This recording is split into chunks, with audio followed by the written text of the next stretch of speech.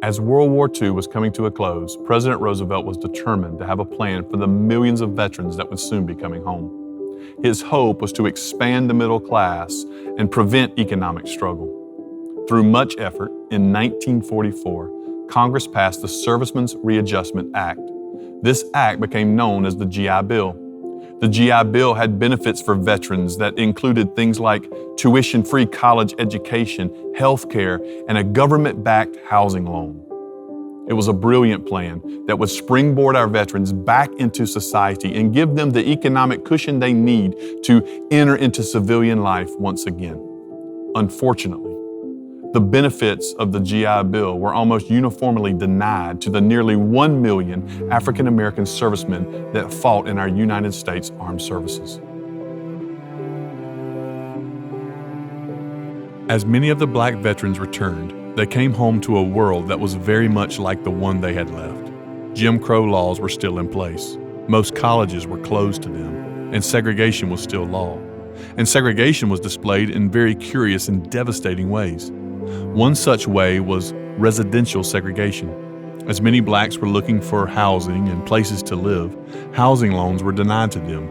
In fact, those loans were only approved in government-specified areas that on a map would be outlined in red. This practice was called redlining, and it was a new way to keep the African American population, quote, in their place.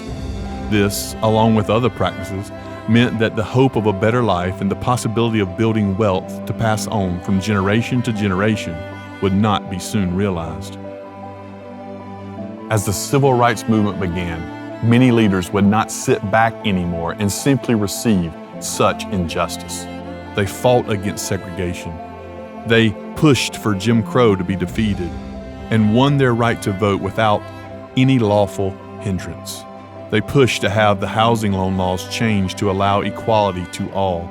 Though the battle was hard and much pain and bloodshed took place, progress was made, but much work was left to do. The convict lease system was outlawed, but mass incarceration took its place. Redlining was banned, only to be replaced by gentrification. Voting rights were won, only to be hindered by gerrymandering. The systems in place were crumbling, but the racist ideas that they were built upon still remain. The problems are evident. But what about the answer? We as Christians know that the answer is found in God's Word. God's Word calls us to action against injustice. Like the prophet Isaiah says, we are to cease to do evil, learn to do good, to seek justice and correct oppression. God's Word does not allow us to be passive. We are to do justice, love mercy, walk humbly with our God. As Christians, we are fundamentally men and women of truth, and that means we must not misremember our history.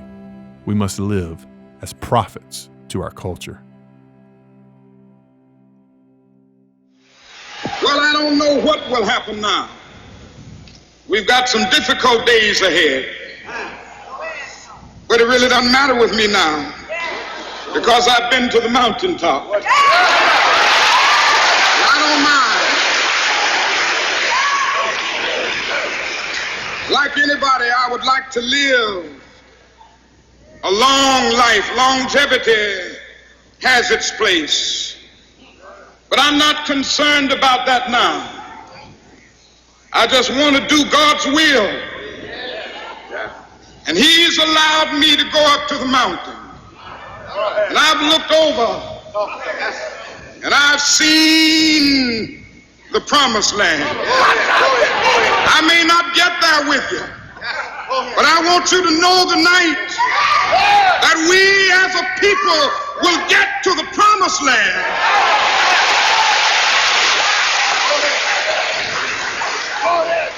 So I'm happy tonight. I'm not worried about anything. I'm not fearing any man. Mine eyes have seen the glory of the coming of the Lord.